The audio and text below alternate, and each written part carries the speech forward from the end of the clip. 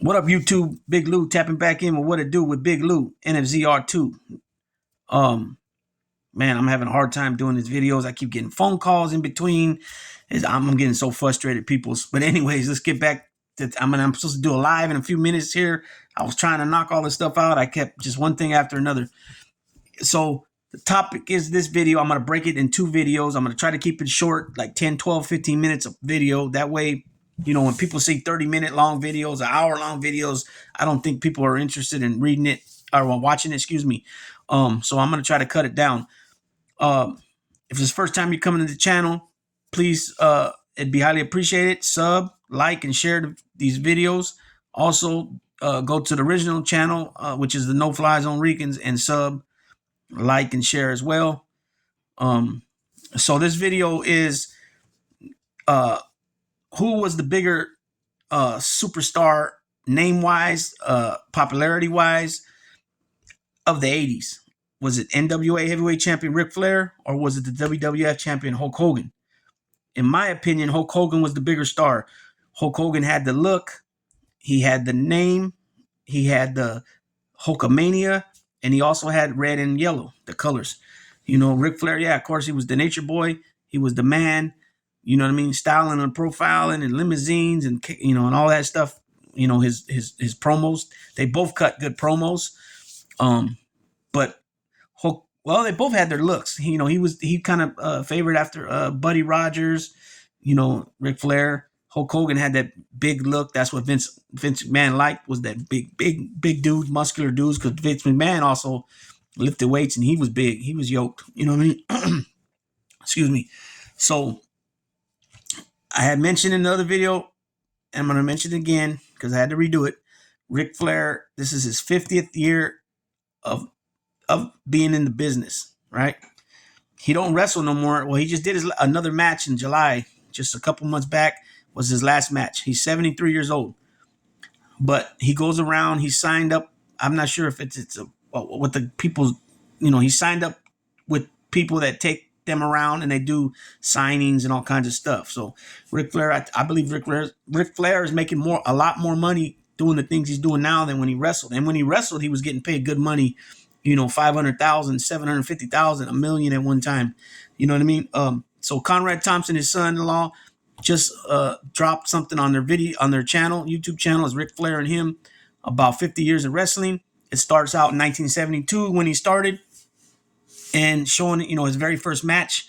He was trained by Bill Robinson and Vern Gagne. Vern Gagne is a legendary wrestler out of Minnesota. His son was Greg Gagne. He was the owner of the promotion AWA, excuse me.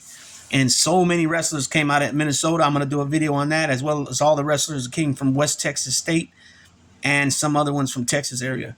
And Conrad asked him, "You were boring? Were you boring back then?" And Ric Flair kind of like, "Was I boring back then?" He really didn't know what he meant at first. And then Ric Flair says, "Oh, you mean my character?" Conrad says, "Yes."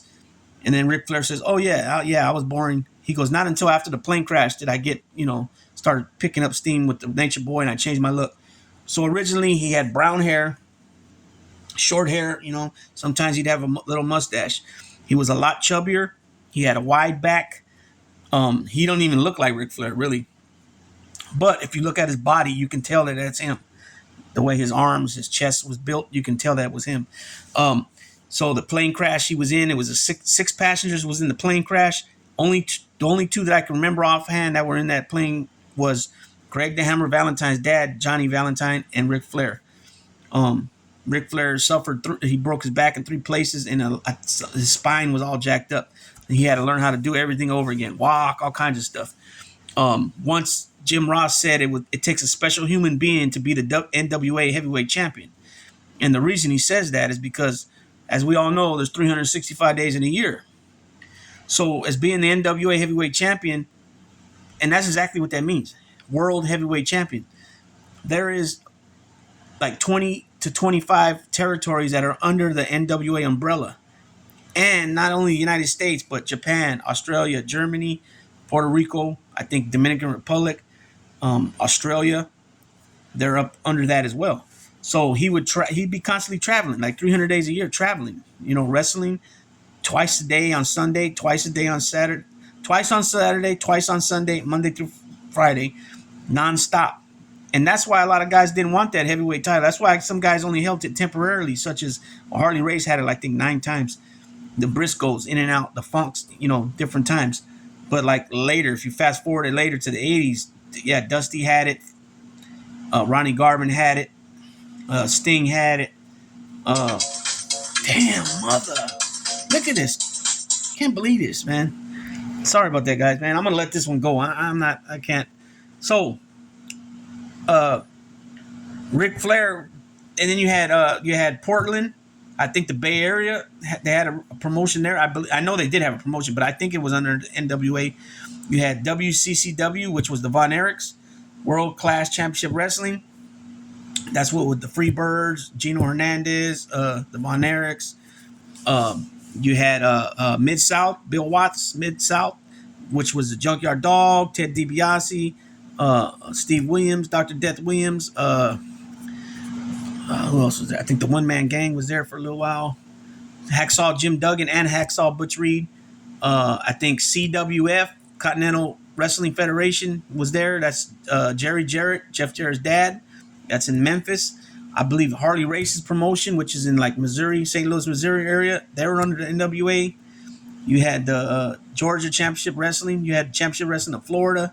You had the Carolinas, which was Jim Crockett promotion. I'm not sure. Tully Blanchard's dad, Joe Blanchard, had wrestling in San Antonio. Dory Funk had Amarillo, Texas. Randy Savage's dad, Angelo Poffo, he had a promotion in Florida. It's different in Championship Wrestling of Florida, though, I believe. And then you had the Carolinas, which was Jim Crockett promotion. And so basically what Ric Flair would do, he was NWA champion. He would go to all these different territories and wrestle either their champion or their top babyface, right? And so this guy, Ric Flair, wrestled everybody. Everybody. Harley Race, Dory Funk, Terry Funk, Bruiser Brody, the Briscoes, Jack and Jerry Briscoe. Man, it goes on and on with Ric Flair. He's wrestled everybody, man. As we all know, Sting, Lex Luger, Barry Windham, Dusty Rhodes, Big Vader. He had a beef with Doom, with the Road Warriors. I mean, Ric Flair's been in there with everybody. Hulk Hogan, they've been in there over 60-something times together.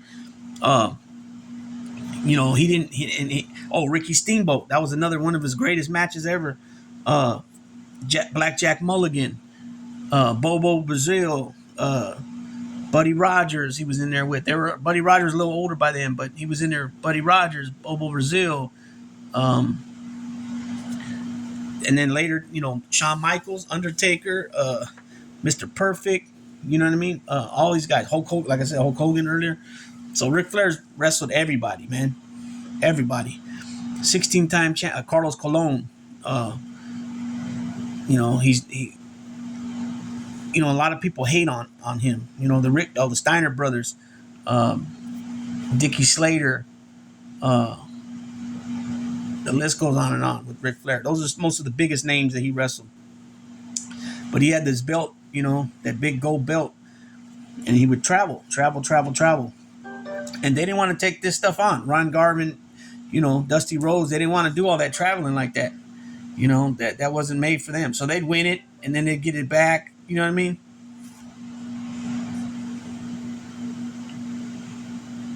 And